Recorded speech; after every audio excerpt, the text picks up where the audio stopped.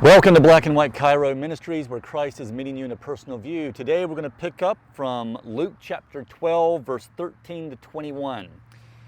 Someone in the crowd said to Jesus, "Teacher, tell my brother to divide the family inheritance with me."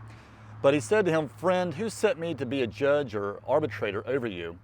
And he said to them, "Take care. Be on your guard against all kinds of greed, for one's life does not consist in the abundance of possessions." Then he told them a parable. The land of a rich man produced abundantly, and he thought to himself, "What should I do, for I have no place to store my crops?" Then he said, "I will do this. I will pull down my barns and build larger ones, and there I will store all my grain and my goods. And I will say to my soul, 'Soul, you have ample goods laid up for many years. Relax, eat, drink, be merry.' But God said to him, 'You fool, this very night your life is being demanded of you, and the things you have prepared, whose will they be?' So it is with those who store up treasures for themselves, but are not rich toward God." Here ends the reading. The theme of today is greed, and the evil of greed can be very consuming.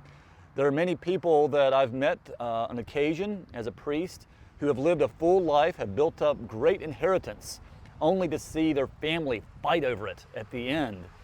And they are very beleaguered by the fact that they leave their inheritance to no one.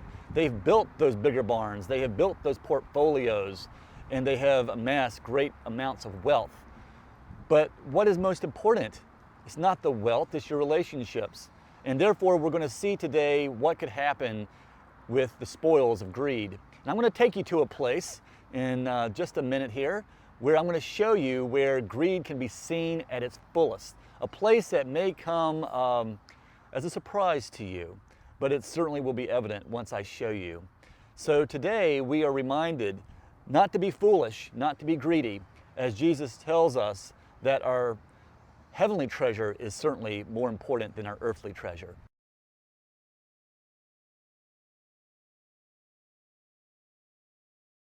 All right, okay, all right. I hope I get a good roll here. A good roll, good roll. No, not a 3. Oh, shoot. 1, 2, 3. Oh, I just landed. Oh, how much is that going to cost me? It looks like that is going to cost me $1,000. I don't have $1,000. What am I going to do? This is the game of Monopoly. But this one actually has a different spin to it. This is called Episcolopoly. And this game was constructed by someone in the Episcopal Church a long time ago that tried to say it's not about dollars and cents, it's about membership and your activities within church. So I love the spin they made on it.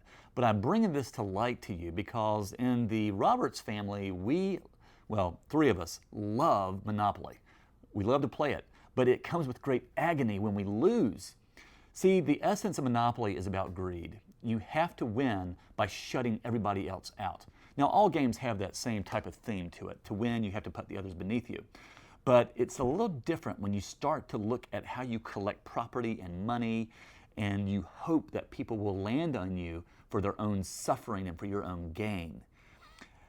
Sometimes you may even get into negotiations with family members or friends when you're playing Monopoly, and you say, "Hey, if I give you this property, will you take this amount of money? Or I'll give you this amount for that." There's always those types of deals going on. And there's arbitration that's also being done by other members who are looking on and saying, "Have pity on that person, they don't have that money." But yet, there is a sense of ruthlessness to greed that says, ultimately, I've got to win. I've got to have more properties. And in the gospel today, it's about this person that says, "I must build bigger barns." And Jesus is saying that this is not the case. And he also says, "Friend, am I to be your arbitrator? Am I actually on this board game with you in life to tell you that important things are about property and wealth?" Absolutely not, Jesus says. He is not in for that one bit. And so he tells them the parable about the person that had no place to store his crops. And then when he had crops, he would have to build bigger barns. And so he used that as, of course, his livelihood and income, hoping that people would actually be starving so that the demand would be great enough for his supply to get the better yield. I think that we need to be very careful because it does say in the Old Testament that casuistry is something that's forbidden within family members. that we are not to loan out money with interest to our family members. And I think that this comes home to church. God has given us church as a sacred ground and as a place that is a gift.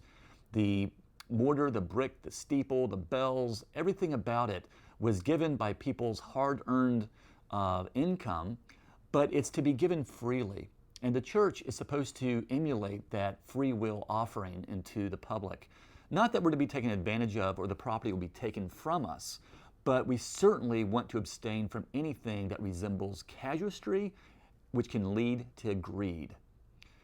Greed is not the Spirit of God, and therefore we need to counter greed with other measures, such as charity. In monopoly, there's not much charity because you have to monopolize it to your individual self. The church is not the individual self, it's the collective whole. And that is what we're encouraged to remember, not to build the bigger barns. Now that brings up another point, building bigger barns. I know there's a lot of talk about growing church, and that a church needs to be so large it can hold lots and lots of people. But we can also be creative in using the space so that we can actually have more services and use a 24/7 type of approach to really filling all the time slots in which church can be utilized. We're not to be greedy thinking that we need to be like the mega church down the street. We are to be focused on not just the quantity of our mission, but also the quality. And so therefore, we go around this board that we call life, and we live in church, and our pursuits are to bring more people to our property, but not to take advantage of them, but to show them the advantages of what it means to be a servant of God and a believer in Jesus Christ. Amen. The talking points for today. I would like you to consider all the things that you possess in life. And I want you to think about this. What would be the most important property in which you could give away? Now I know that's very opposite to what life is teaching us and to accumulate things.